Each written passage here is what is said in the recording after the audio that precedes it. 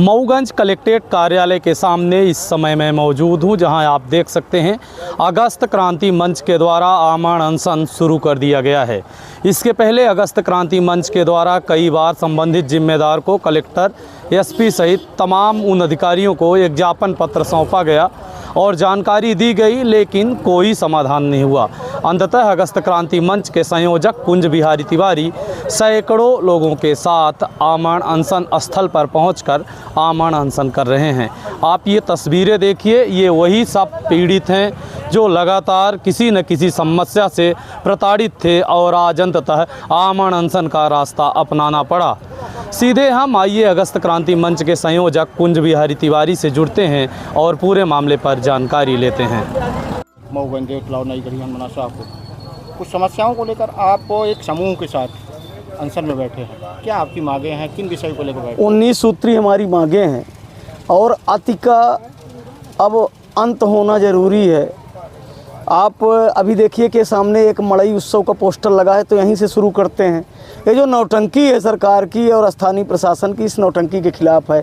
मुद्रिका कौल की हत्या हुई, उसमें जो प्रत्यक्षदर्शी है दिखाया गया, उस सामने आया, तब भी बड़े संरक्षण में आरोपियों को नहीं। देवरी संग्राम में नाबालिग की हत्या हुई। शाहपुर में शिखा जो है एक हिंदुत्व की निशानी है और आप सब बुद्धिजीवी लोग हैं कि गर्दन लोग कटाते थे शिखा बचाने के लिए, और जो उसका मूल कारण है कि जिन अपराधियों ने एक हरिजन के बच्चे की हत्या की, 4 के ऊपर गाड़ी चढ़ाई, और वो जो उसके आरोपी थे। अभी हमने 2 साल पहले देखा कि रीवा में अंशुल और संजय त्रिपाठी सह और आरोप में जेल में गए, तो यहाँ जो बड़े आरोपियों के सह आरोपी थे उनके ऊपर कोई कार्यवाही नहीं। और नरेंद्र मिश्रा के शिखा की जो जांच थी एडिशनल एसपी से हटा कर देनी थी, प्रभारी मंत्री ने कहा, लेकिन एडिशनल एसपी ने जांच करके क्लीन चिट दी। सबसे बड़ा सवाल कि 12 बजे रात नरेंद्र मिश्रा को हनुमाना ले जाया गया, तो 4 घंटे नरेंद्र मिश्रा कहाँ थे, जबकि हम लोगों ने आपको कॉपी भी उपलब्ध कराई है खंड चिकित्सा अधिकारी की कि 12 बजे शाहपुर थाने से ले गए और 4 बजे, और एक इत्तिफाक था। कलेक्टर साहब क्या कार्यवाही करेंगे? हनुमाना के जो हॉस्पिटल में कर्मचारी हैं कि पीड़ित जब गए तो हर बार उनको कमरे में ले जाया गया। हॉस्पिटल में क्या आपातकालीन सेवा नहीं थी? इसी तरह से पहाड़ी में ये बैठे हैं, इनके भाई का दुर्घटना हत्या, लेकिन उनको मऊगंज लाया गया, प्राइवेट अस्पताल में दिखाया गया, मर गए तो मऊगंज में सूचना नहीं, मऊगंज में पोस्टमार्टम नहीं, उसको उठा के ले जाया गया हनुमाना। ये आप सबने इनका, ये हैं सुकवरिया के बालक। जिस तरह से 58 साल की इनकी माताजी थी, 70 केजी वजन था, 5 फीट नीचे से ऊपर ले आके जिस तरह से दुराचार किया गया है, आज भी रूह कांप जाती है कि किस तरह से आप सबने दिखाया था। ये भी उस घटना के न्याय के लिए बैठे हैं।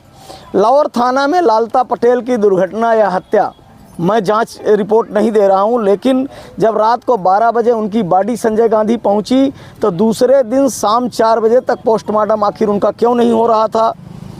रामपुर नई गढ़ी में 3 सर्किल हैं, रामपुर और खर्रा 2 सर्किल हैं, जहां बार बार नौटंकी की जाती है कि रेगुलर नायब तहसीलदार की पदस्थापना होगी, लेकिन पदस्थापना क्या, जनता त्राही कर रही है।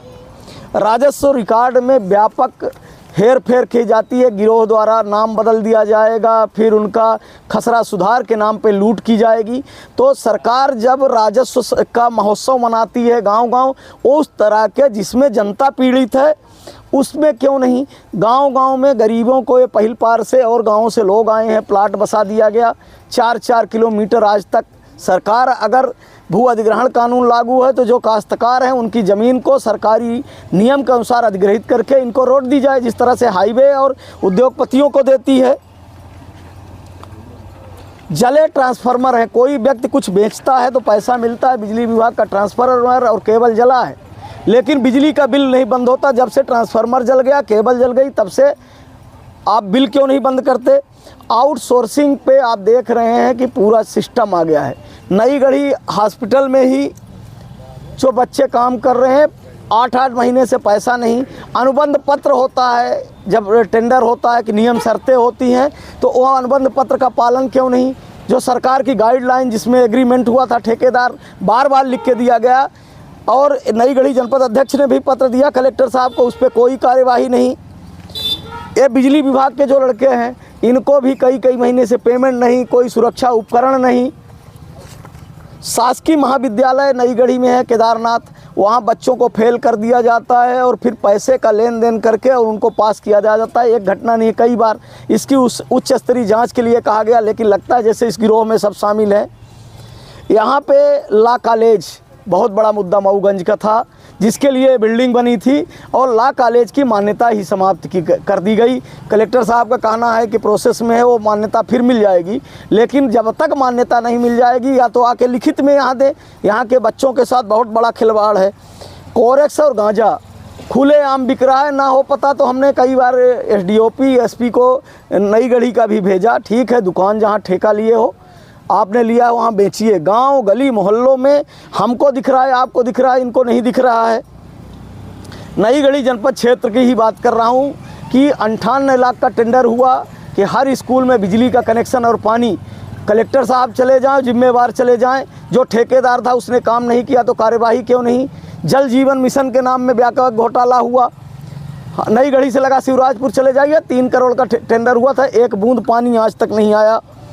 जंगली जानवरों का आरबीसी का नाम पे फॉरेस्ट में बहुत पैसा आता है। अगर एक सियार काट ले तो 8 लाख रुपए मिलता है, लेकिन उसको एक गिरोह द्वारा उपयोग किया जा रहा है। हमारे क्षेत्र में सुअरों द्वारा जो बागवानी की फसल है पूरी नष्ट की जाती है। लोग आलू और इस तरह की फसलें करना बंद कर दिए हैं, धान की फसलें पूरी नष्ट हैं। तो अगर जनता है, आपके पास विभाग है, वसूली के लिए इकट्ठे हो जाते, इस तरह से सर्वे करा के और गरीबों को ही वो आरबीसी की तरह इनको जो क्षतिपूर्ति है क्यों नहीं दी जा रही। जो कच्चे मकान गिरे हैं 4000 देते हैं, 4000 के चक्कर में गरीबों की जो मजदूरी है और उससे ज़्यादा खर्च हो जाता है, लेकिन उनको 4000 नहीं मिलता। तो जब हर गांव में पटवारी है, राजस्व के कर्मचारी हैं, आदेश करिए कि वो सर्वे करके और जो क्षतिपूर्ति है उनको चिन्हित करके दिया जाए, उनके घरों में दिया जाए। धार्मिक स्थल अष्टभुजा धाम जो पूरे क्षेत्र का आस्था का प्रतीक है, जहाँ पूरे क्षेत्र में अगर विदेश में भी कोई रह रहा है, कोई दिक्कत हो जाए तो माई के शरण में जाता है। उस स्थल को चिन्हित करा के, सीमांकन करा के, उसको अतिक्रमण मुक्त करा के और चारों तरफ से एक पर्यटन स्थल और धार्मिक स्थल में विकास किया जाए। हमारे नई गढ़ी में ही और मऊगंज में आप देख रहे हैं कि प्रतिदिन एक दिन में 4-4, 6-6 चोरियाँ हो रही हैं। परसों जो गन्नेसन की चोरी है उसमें जब सीसीटीवी वायरल हुआ तो हमारे ही संगठन के लड़कों ने कहा कि ये इटौरा का लड़का है, महापात्र का। हमको सूचना दी, मैंने एसपी साहब को दिया, थाना प्रभारी नई गढ़ी को दिया, उन्होंने कहा पकड़ के लाइए। फिर एसपी साहब को कहा, अच्छा हुआ एसपी मैडम ने तत्परता दिखाई और वो सीसीटीवी फुटेज जिसकी जानकारी हम लोगों ने दी सही निकली। तो जब हम चोरों की जानकारी देते हैं सही निकली, तो माफियाओं की जब जानकारी, अभी चले जाइए लालगंज मोड़ में बगैर नंबर की गाड़ियां मिलेंगी और कल हमारी हत्या कर दें तो अज्ञात वाहन लिख देंगे, इसलिए बगैर नंबर प्लेट की गाड़ी चलती है। किसी के माँ बीमार हो जाए, बगैर नंबर की मोटरसाइकिल से जाइए तो ये चालान काटेंगे। तो माफियाओं की गाड़ी में नंबर क्या नहीं होना चाहिए? क्या उनके लाइसेंस के साथ है कि आप बगैर नंबर की गाड़ी चलाओगे? दूसरा, आपके शिवराजपुर में एक WRD द्वारा, जल संसाधन विभाग द्वारा डैम बनाया गया, उसी समय एक शंकरपुर में बनाया गया। शंकरपुर वाले ने शंकरपुर के लोगों की दशा दिशा बदल दी। लेकिन इस साल की बारिश में भी जाके, और मैं कहता हूं कि झूठे अफवाह फैलाने के जितने आरोप लगे, मैंने शपथ दिया था, आपके सामने कहता हूँ, सारे आरोप और धाराएं कलेक्टर मेरे ऊपर लगाएं कि उस डैम में जब एक बूंद पानी नहीं है, बार बार लिखा गया, उसकी जाँच क्यों नहीं। और भीड़ में 4 करोड़ रुपए का एक मुख्यमंत्री सरोवर बन रहा है, भ्रष्टाचार की भेंट चढ़ गया, एक बूंद पानी नहीं, बार बार शिकायत के करने पे कोई कार्यवाही नहीं। आरएस से जितने काम हुए भ्रष्टाचार की भेंट।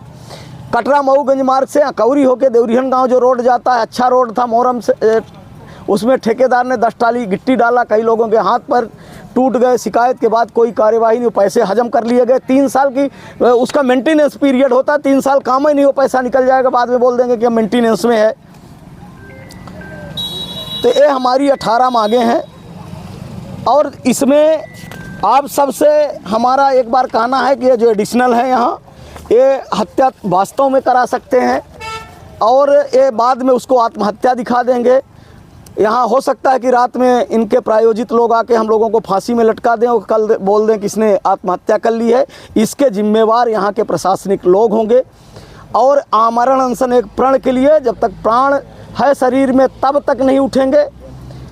अब ये जिम्मेवारी समाज की और पीड़ितों की है कि जो आप सबकी पीड़ा है, तो आप सब आइए।